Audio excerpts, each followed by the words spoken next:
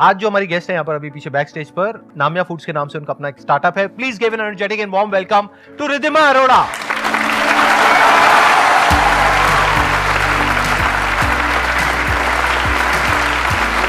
It's amazing to see you. Please आइए, बैठिए जी आप लोग। It's a dream come true to kind of sit in front of you. I think I was in मैं बहुत छोटी थी एक्चुअली, स्कूल से कॉलेज जा रही थी, ऐसा कुछ था जब मैं आपकी वीडियोस देखती थी। मुझे भी एग्जिस्टेंशियल क्राइसिस थे कि मैं कौन हूँ, मैं क्या कर रही हूँ, मैं हूँ क्यों। तो I think that's my first memory of you. आपकी ये एंटरप्रेन्योरशिप की जर्नी कब शुरू हुई, कैसे शुरू हुई, और क्या आपका बैकग्राउंड है बिजनेस का या फिर ये आपने खुद शुरू किया? मेरे फादर बिजनेसमैन हैं, तो जब मैं बड़ी हो रही थी तो मैंने घर में वो सारी बातें सुनी थी, तो आई थिंक सबकॉन्शियस लेवल पे मैं को काफ़ी हद तक बिजनेस समझ में आता था, ऐसा नहीं था, बट खुद कभी कुछ नहीं किया था मैंने।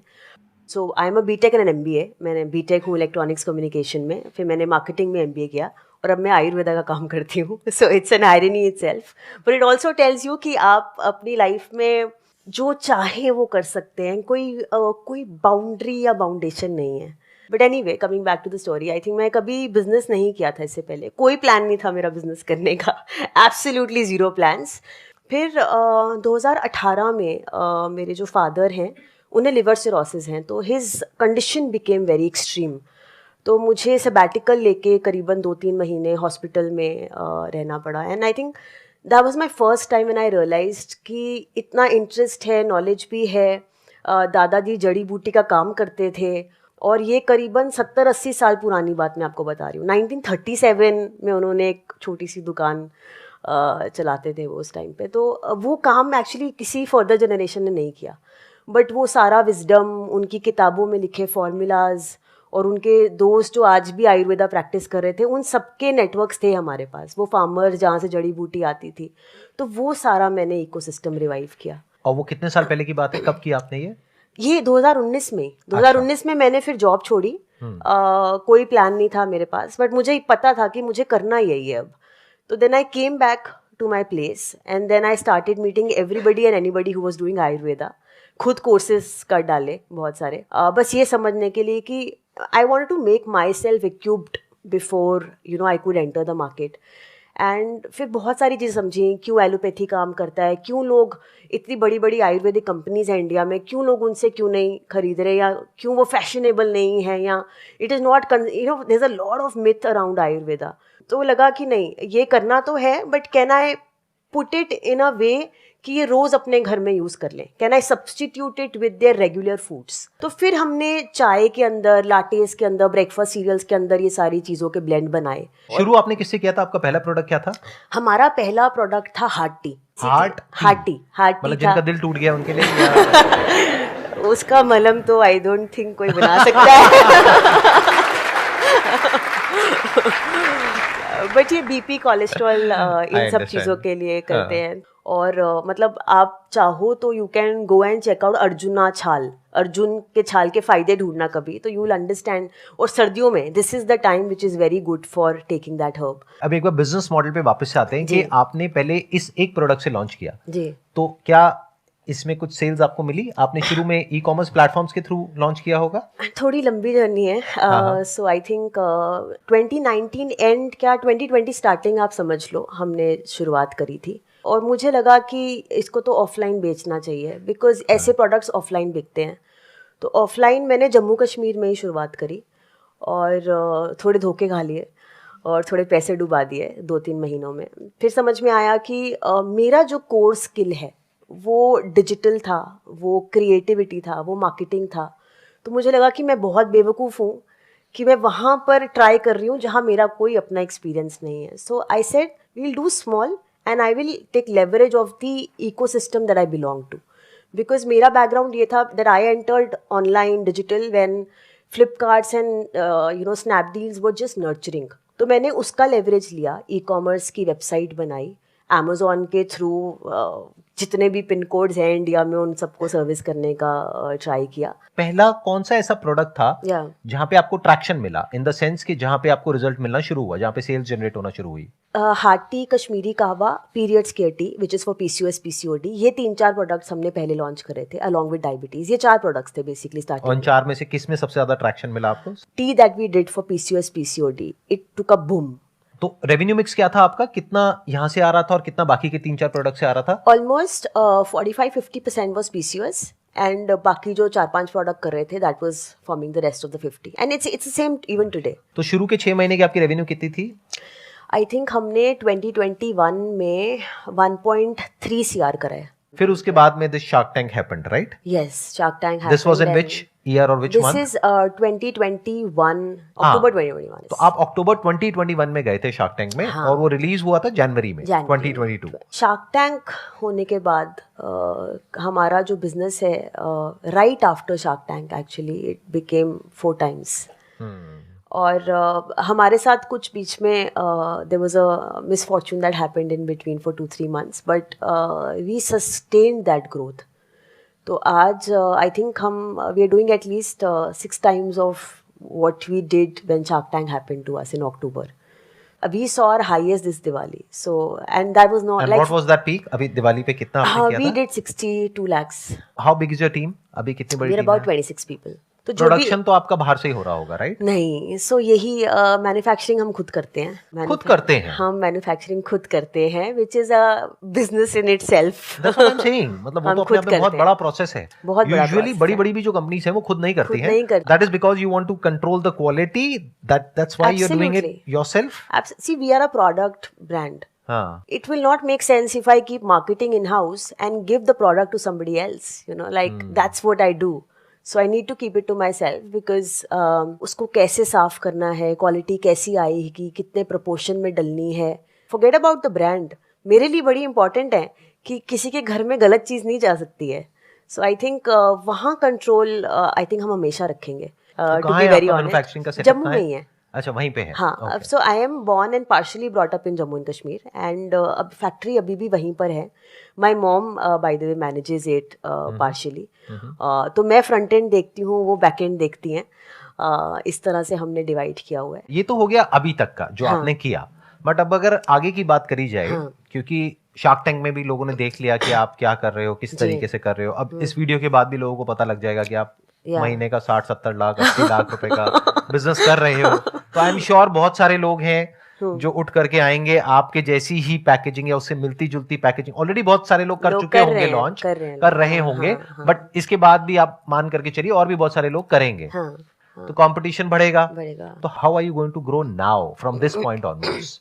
आई genuinely feel and I am not saying it just to say it, अपना काम अगर आप बेस्ट कर लोगे ना तो बहुत फ़र्क नहीं पड़ता है कोई क्या निकाल रहा है, क्योंकि आपने कहीं तो लूप होल छोड़ा होगा ना कस्टमर को डिसैटिस्फाई करने का कि वो स्विच होगा या वो कुछ और दे के कहीं और चला जाएगा।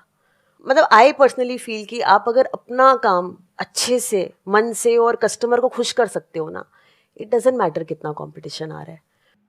और आई थिंक हम प्रोडक्ट लॉन्चेस करते रहते हैं। जैसे दिसंबर एंड में हम लोग आई थिंक ऑलमोस्ट 20 प्रोडक्ट्स नए लॉन्च कर रहे हैं, राइट? तो ये अब ऐड होते जाएंगे। लेकिन आपकी स्ट्रैटेजी क्या है? मतलब अब आप एग्जैक्टली ऐसा क्या करने वाले हो? ऑनलाइन जैसे अभी हमारा बिजनेस काफ़ी रिस्ट्रिक्टेड है online. Very recently we started with pharmacies, right? तो अब आप हमें देखोगे एयरपोर्ट्स पे, फार्मेसीज पे, प्रीमियम रिटेल स्टोर्स पे।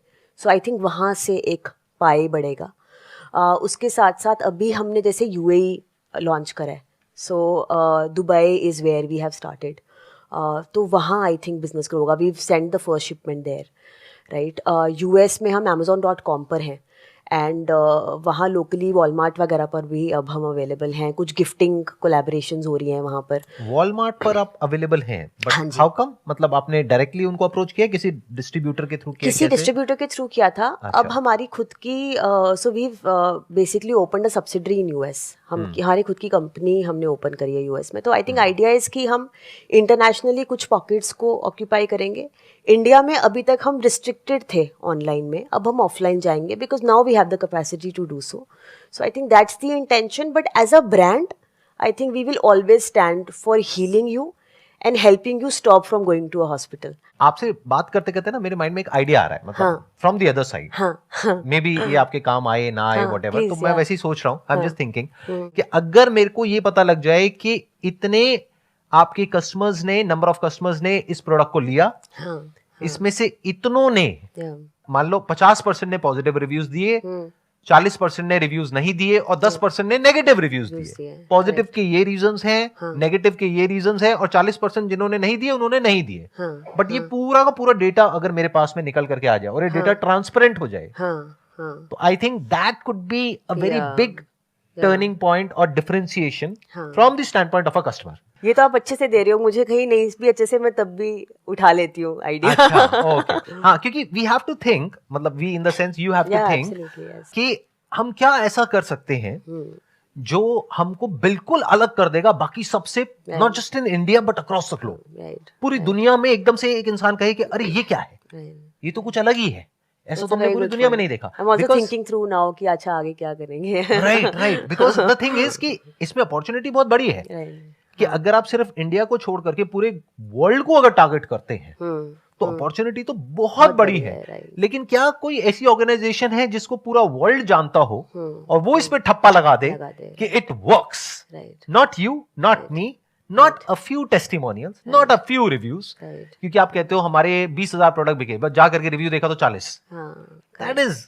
Not that big a deal. वो 40 नकली भी हो सकते हैं, एवरीबडी अंडरस्टैंड दैट। तो अगर कोई थर्ड पार्टी उस पे स्टैंप लगा दे कि ये जेन्युइन है और ये डेटा है जो डेटा कह रहा है, इतने लोगों ने रिस्पॉन्ड नहीं किया, इतनों ने रिस्पॉन्ड किया, जितनों ने रिस्पॉन्ड किया उसमें से इतनों को फर्क पड़ा तो इतना परसेंट पड़ा, तो सामने वालों को एग्जैक्ट समझ आ जाएगा what is it that we are getting into. तो इंसान कहेगा अच्छा 500 रुपए का रिस्क है ना, बट पॉसिबिलिटी क्या है इसके काम करने की, अराउंड 20%, नॉट बैड। एक्चुअली आज भी काफी लोग रिव्यू पढ़ के ही आते हैं। राइट, हाँ, तो I completely agree with the point. Actually, we just need to structure it well. Right, structure it well and do it in such a way कि और कोई ना कर सके। जैसे अगर मेरे को एक आपकी जैसी कंपनी खोलनी है तो रिव्यूज मेरे लिए लाना कोई बहुत बड़ी बात नहीं है। Right. There are ways, सीधा उल्टा बहुत सारे तरीके हैं कि रिव्यूज आ जाएंगे। Absolutely, और जो आपके रिव्यूज हैं उनसे अच्छे भी आ जाएंगे। Correct, absolutely. और आपके खराब भी कर सकते हैं हम। करे लोगों ने ये भी किया है, on Amazon people have done that to us. So of course we see it every day. क्या कहना चाह रहा हूँ, तो कुछ ऐसा हो सके जिसका कि कोई तोड़ ना हो, इस तरह से एक ऐसा बिजनेस क्रिएट किया जाता है, एक ऐसे बिजनेस में जो कि बेसिकली एक कमोडिटी बिजनेस है, क्योंकि यहां से आपने खरीदा बेचा, उसमें एक ऐसा वो हो सकता है जो कि एक ब्रांड प्ले हो जाए, यानी कि एक ऐसा ब्रांड बन जाए that people start knowing this segment of herbal tease by your brand. अब आप लोगों के माइंड में कुछ क्वेश्चंस आ रहे होंगे, आई एम श्योर, तो आप पूछ सकते हैं, अपने स्टैंड पॉइंट से नहीं पूछना है, जो भी ये कर रही हैं उससे रिलेटेड पूछना है। एक्चुअली मुझे मैम से ये पूछना था कि वैसे तो थोड़ा पर्सनल है बट मैं पूछना चाहती हूँ फिर भी अपने पॉइंट ऑफ व्यू से कि आपने जो अपना बिजनेस स्टैंड किया है, सब कुछ किया है, आपकी लाइफ में क्या कोई ऐसा फेज आया है कि आपने बोला हो कि I am done, I can't do this? एक बार नहीं आया, बहुत बार आया, ऐसा नहीं होता है। It isn't all glamorous. सबसे पहले तो मुझे लगता है कि स्टार्टअप्स को आजकल specially I think it's called very glamorous. हम ज़मीन पे बैठ के कई बार डब्बे भी बंद कर रहे होते हैं। I think it's not that way, but I think from a lens of entrepreneurship मैं आपको बता सकती हूँ कि थोड़ा सा परसिस्टेंट, थोड़ी सी परसिवियरेंस, पेशेंस की गेम है एक्चुअली एंटरप्रेन्योरशिप। और किसी भी टाइप का इशू आए, बी प्रोफेशनल, पर्सनल, जहाँ मुझे लगे कि मैं गिव अप करने वाली हूँ, मैं थोड़ा सा शांत होके इन्वर्ट हो जाती हूँ, और जहाँ से मुझे मतलब जो मेरी प्रॉब्लम का सोर्स है उससे मैं हल्का सा डिस्कनेक्ट करके अपने अंदर के जो थॉट्स होते हैं उनको रिवायर करती हूँ, अरेंज करती हूँ।